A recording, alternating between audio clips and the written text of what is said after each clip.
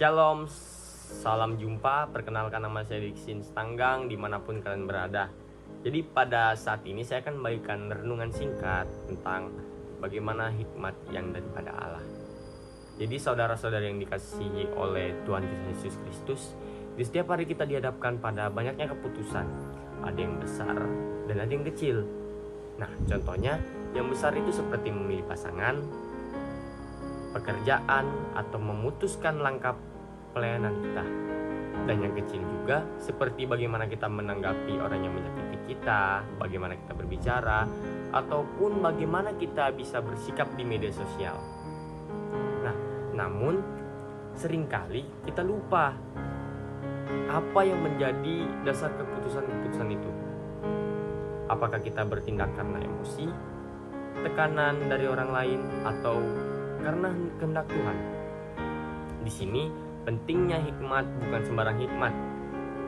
Yang kita butuhkan sebagai orang percaya itu adalah hikmat yang daripada Allah, bukan sekedar kepintaran atau pengalaman hidup. Mari kita lihat di dalam Yakobus pasal 3 ayat 13 hingga ayat yang ke-18.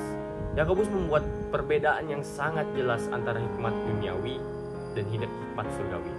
Nah, Yakobus memulai dengan pertanyaan, siapakah di antara kamu yang bijak dan berakal budi? Lalu dijawab, baiklah ia dengan cara hidup yang baik menunjukkan perbuatannya oleh hikmat yang lahir dari kelemah lembutan. Nah, artinya di sini hikmat sejati akan tampak dari cara hidup seseorang, dari sikap yang lembut dan penuh kasih.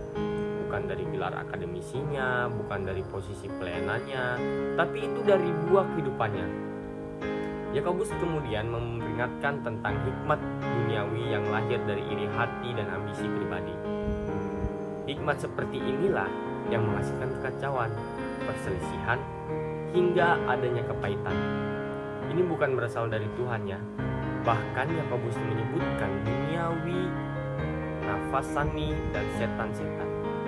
Sebaliknya, hikmat dari atas, yaitu hikmat yang dari Allah, seperti yang dituliskan di ayatnya yang ke-17, adalah murni, selanjutnya berdamai, peramah, penurut, penuh belas kasihan, dan buah yang baik, tidak memihak dan tidak munafik. Perhatikan kata itu, murni, perdamaian, penurut, dan penuh belas kasihan. Semua ini adalah karakter intelektual. Ini adalah cerminan Kristus dalam kehidupan seseorang. Coba mari kita renungkan lebih dalam lagi bagaimana seseorang ayah dan ibu. Mungkin hikmat itu terlihat saat Anda memilih mendengarkan dulu sebelum memarahi anak Anda.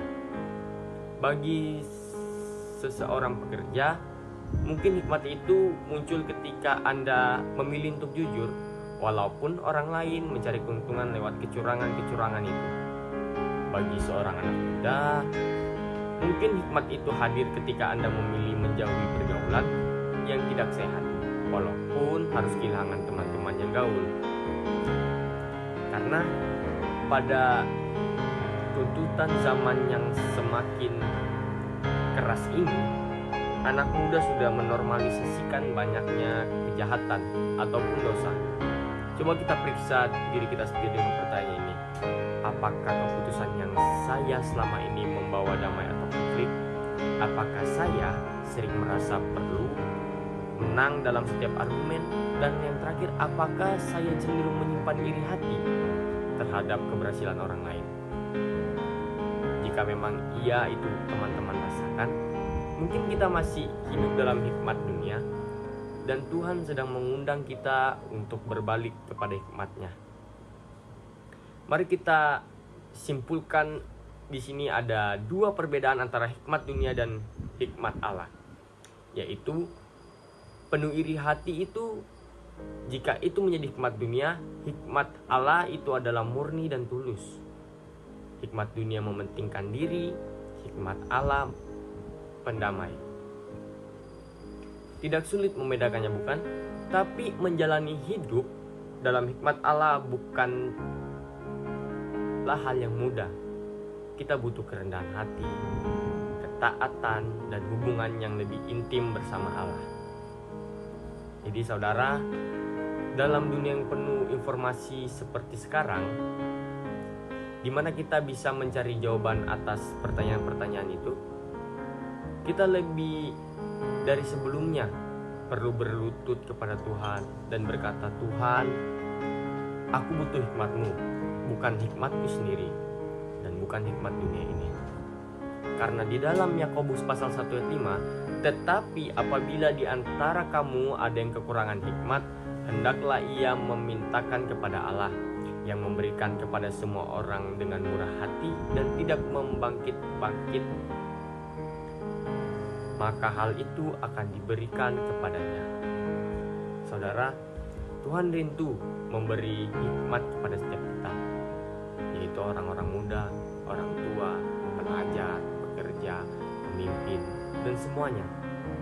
Tapi kita harus bersedia untuk datang dan meminta. Nah, sekian dengan singkat dari saya. Jika teman-teman merasa terberkati, ambil waktu untuk sungguh-sungguh bertanya setiap hari pada Tuhan, apakah untuk setiap perbuatan kita, keputusan kita, pilihan kita dalam kita melakukan segala tugas tanggung jawab, apakah itu sudah kita kerjakan dengan hikmat yang dari hanya pada Allah. Ingat, hidup dalam hikmat Allah bukan suatu hal yang instan, tapi itu butuh proses. Namun percayalah, bersama Tuhan semua bisa kita jalani. Jadi jangan takut, selalu andalkan hikmat dari Allah, dan ingat Tuhan ada beserta kita. Tuhan Yesus memberkati. Shalom.